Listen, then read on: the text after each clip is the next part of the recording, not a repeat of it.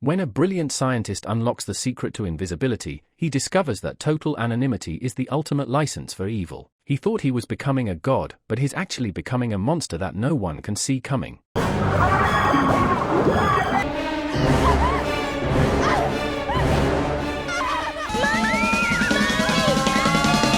A mouse sniffs around a cage, looking for food. Suddenly, an unseen force snatches her into the air. The mouse is devoured mid-air as blood spatters against invisible teeth, revealing a hidden maw. Meet Sebastian Caine, a brilliant but obsessive scientist working late into the night on a top-secret invisibility serum. While his team sleeps, he makes a breakthrough. He immediately calls Linda, his colleague and former girlfriend, to announce he has finally cracked the reversion formula. Linda wakes up Matt, another team member she is currently seeing, making the dynamic with her ex, Sebastian, tense. The next morning, Sebastian arrives at the lab. The facility is filled with cages of both visible and invisible animals. Matt dons heat sensor goggles to locate Isabel, an invisible gorilla. The primate is agitated. She bites Matt during a tranquilizer attempt. Sebastian steps in, confidently taking the shot and sedating the gorilla himself. Sarah, the team's vet, protests the speed of the trial, fearing for Isabel's safety. Sebastian ignores her, fueled by his own arrogance. As they prepare Isabel for the procedure, he coldly remarks, "I am God." To find a vein on the invisible gorilla, the team sprays her with paint. They inject the reversion serum, and the effect is instant. The chemical travels through her veins, turning her internal systems visible. Isabel panics, her heart rate spikes, and she flatlines. The team uses a defibrillator to shock her heart back into rhythm. It works. Isabel becomes fully visible once more. The successful test calls for a celebration. During dinner, Linda finds Sebastian outside. They reminisce about their past, but when Sebastian moves in for a kiss, Linda rejects him. The following day,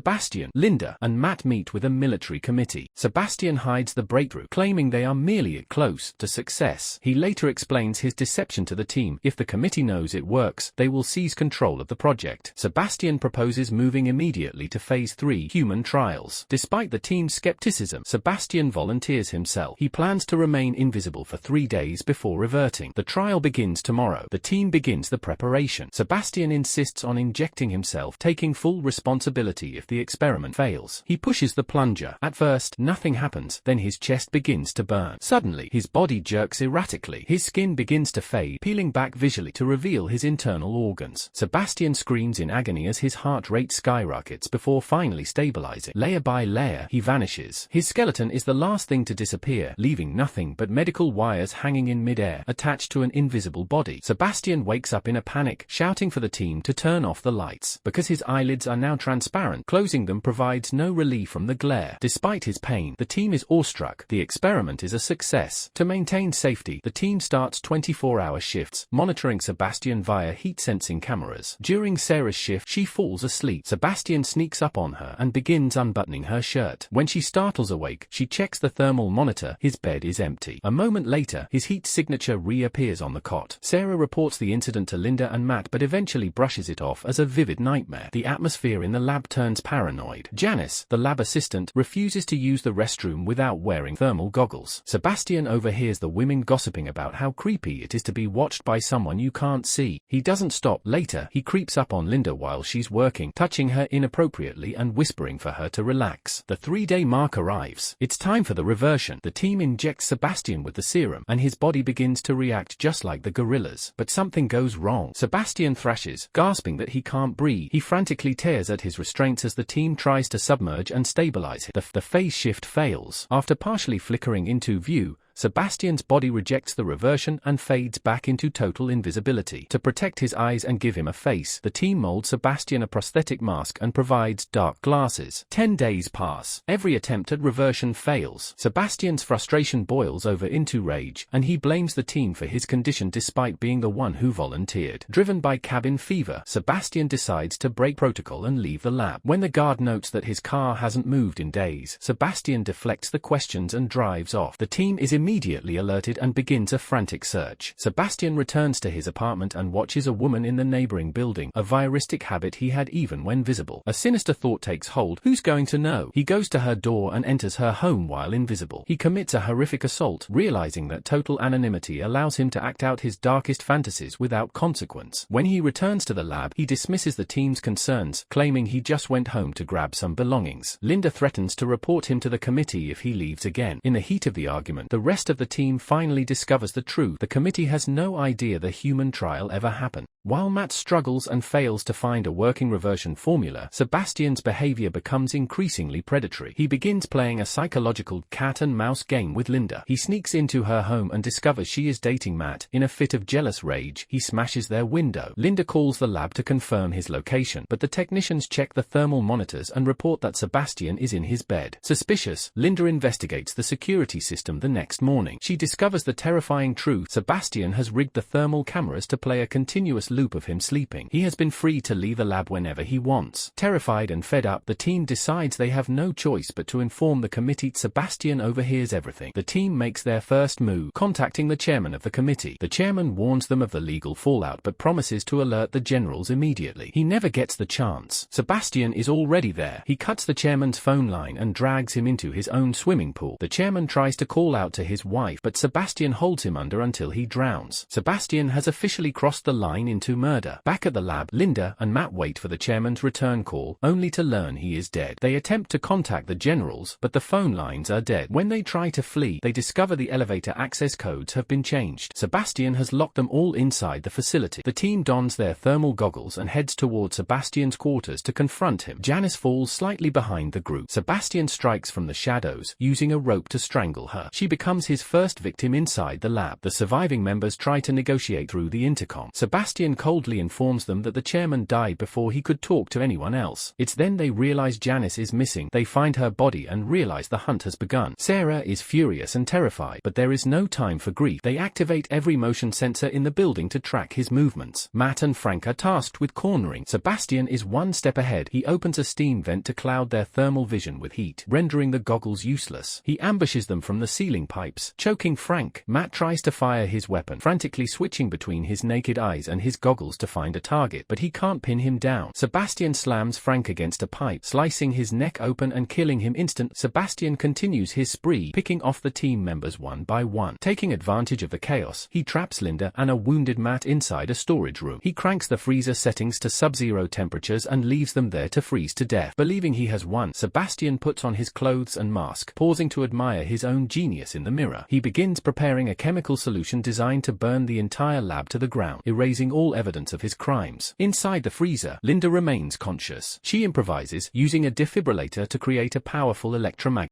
She pulls the handle from inside using the magnet, and they break out. As Sebastian prepares to make his final exit via the elevator, Linda intercepts him. She doesn't hesitate. She lights him up, setting the scientist ablaze. The lab is primed to blow, with the facility engulfed in flames and an explosion imminent. Linda and Matt scramble into the elevator shaft. They climb frantically as the lab detonates below them. The screen fades to black as the facility is leveled. In the end, only Linda and Matt emerge from the wreckage as survivors.